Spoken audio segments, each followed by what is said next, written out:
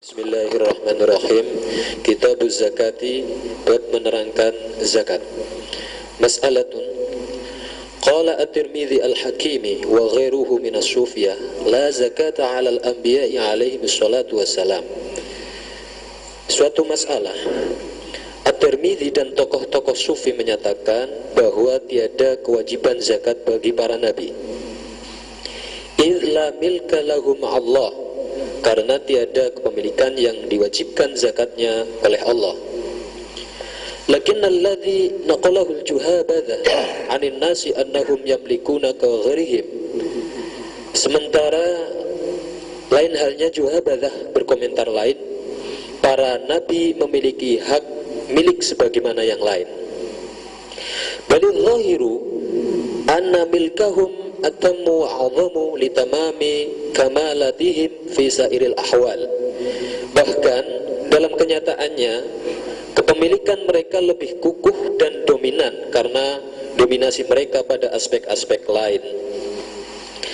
Ala tara annahu yalzamu al-malika al-muttara badlu malihi lahu sallallahu alaihi wasallam.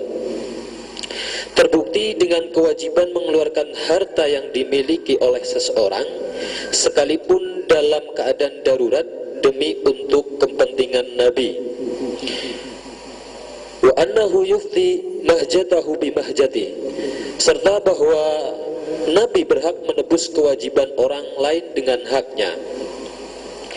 Fa idza kana aula bimilki kulli malikin min malikihi idh huwa aula bil mu'minina min anfusihim. Pernyataan kepemilikan Nabi melebihi kepemilikan orang-orang mukmin bahkan atas nyawa mereka sendiri.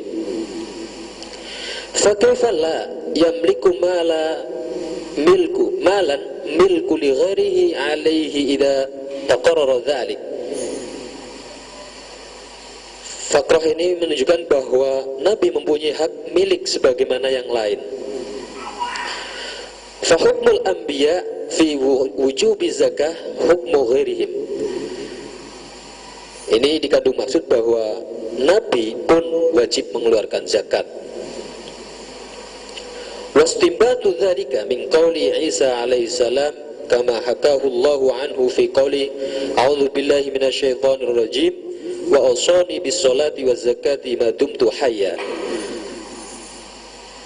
Penggalian hukum ini didasarkan pada firman Allah Subhanahu wa taala tentang cerita Nabi Isa alaihi salam, a'udzu billahi minasyaitonir rajim wa awsani bis salati waz zakat ma dumtu hayya.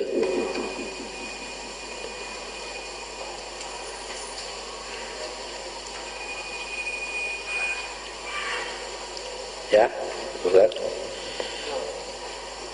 Udah.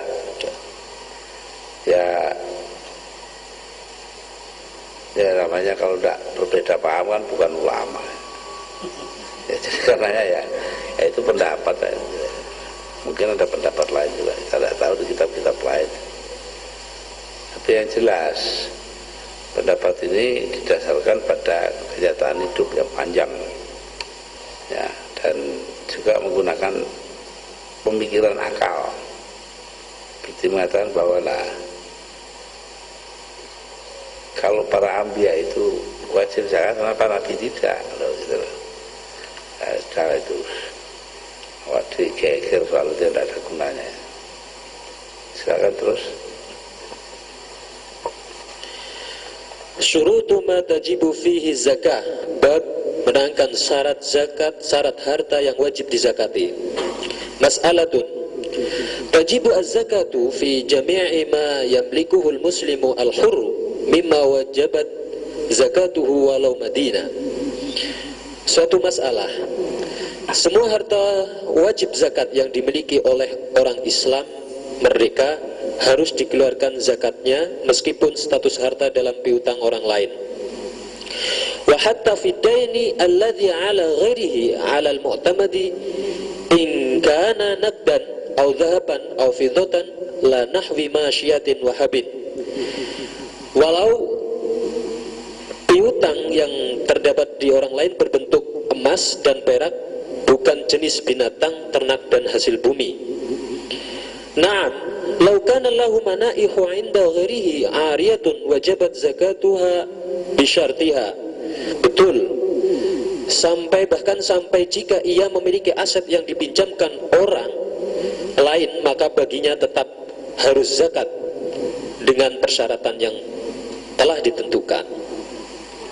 Li'annaha lam takhruj an milkihi, karena kepemilikan belum beralih darinya.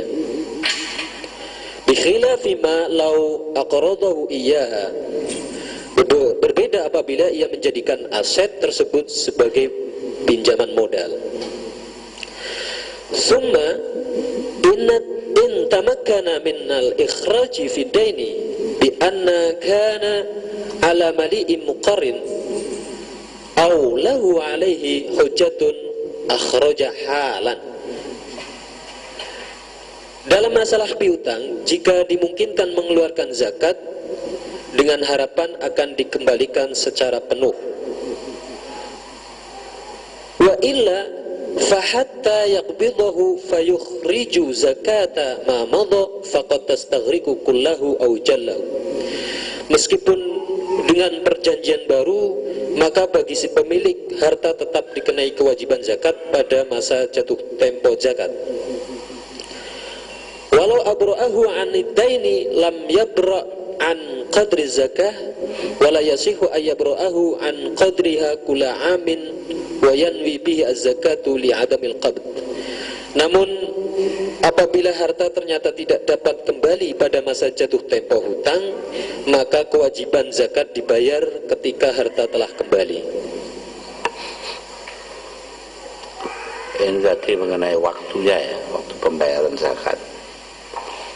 Tapi ini semua menunjukkan kepada kita betapa para ulama itu berhati-hati dalam soal zakat. Begitu rupa, karena ini menyangkut bukan hanya kepentingan muzaki, tapi juga orang lain gitu loh. Jadi ini kepentingan umum, pembayaran zakat itu kepentingan umum. Yang nerima siapa ya, sabul mustahiknya lah ya.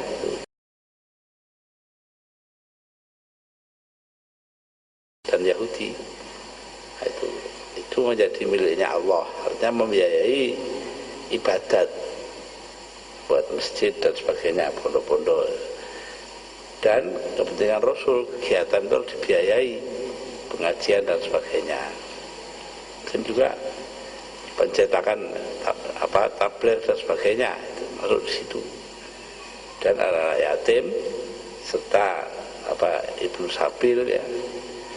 Nah, para sanak keluarga yang memerlukan dan orang yang berjalan di jalan Allah, ibnu sabil. Maksudnya apa? Kok perlu dibuat begitu?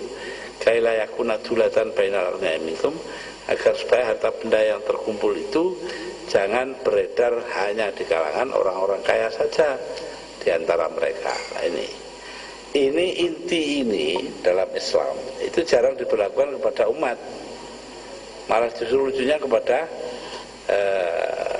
orang non muslim. Padahal dalam Quran jelas tidak ada yang mengkhususkan pada non muslim, tapi juga umat juga kena ini. Artinya harta benda itu tidak boleh lalu tertumpuk di tangan sebagian kecil orang, yang lain tidak ikut menikmati. Nah, itu adalah apa yang dibilang sebagai harta fee. Wah, banyak sekali lah, tapi jarang sekali dibicarakan.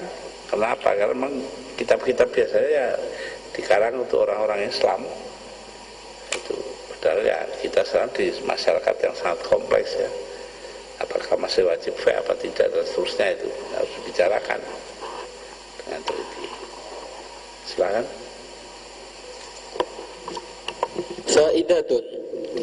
Qala fil Ihya, "Law kana 'alaihi daynun mustaghriqu malihi fala zakata 'alaihi, li'annahu laysa ghaniyan. Id al-ghaniyyu ma yufaddilu 'anil hajah."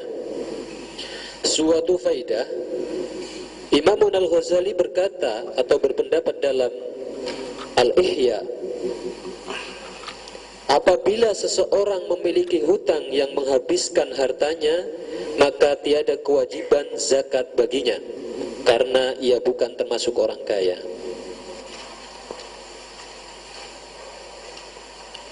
Ya, ini menjadi pertanyaan sekarang. Oleh BLBI yang mendapat bantuan likuiditas Bank Indonesia itu pinjam ratusan miliar, lari ke luar negeri. Lah ini bagaimana ini? Ya banyak yang non muslim, tapi yang Islam juga ada. Nah, itu harus kita bicarakan. Sayangnya di kita itu jarang ada kesadaran sosial seperti ini. Ya dibiarkan saja.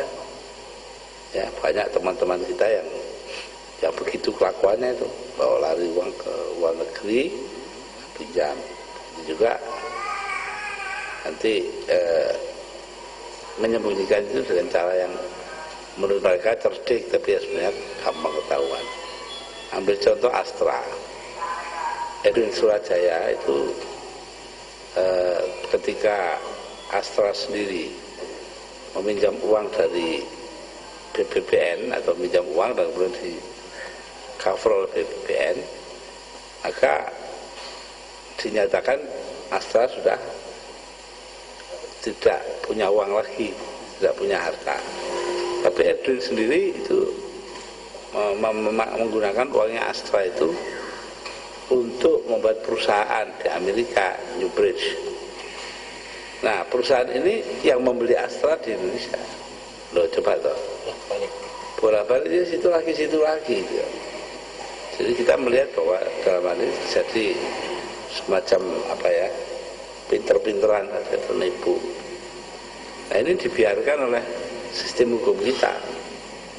Nah, seharusnya ya kita ya menyinggung soal begini, tapi karena kiai-kiai kita tidak ngerti urusannya, satu, dan kedua juga takut kepada pemerintah, karena pemerintah itu ya lebih condong untuk mengikuti mereka. Nah, inilah sebabnya mengapa pemerintahan kita harus demokratis, ya, pemerintahan kita harus benar. Nah, kalau tidak demokratis ya seperti itu, ya, takut pada pemerintah, dia belani yang kaya itu. Terus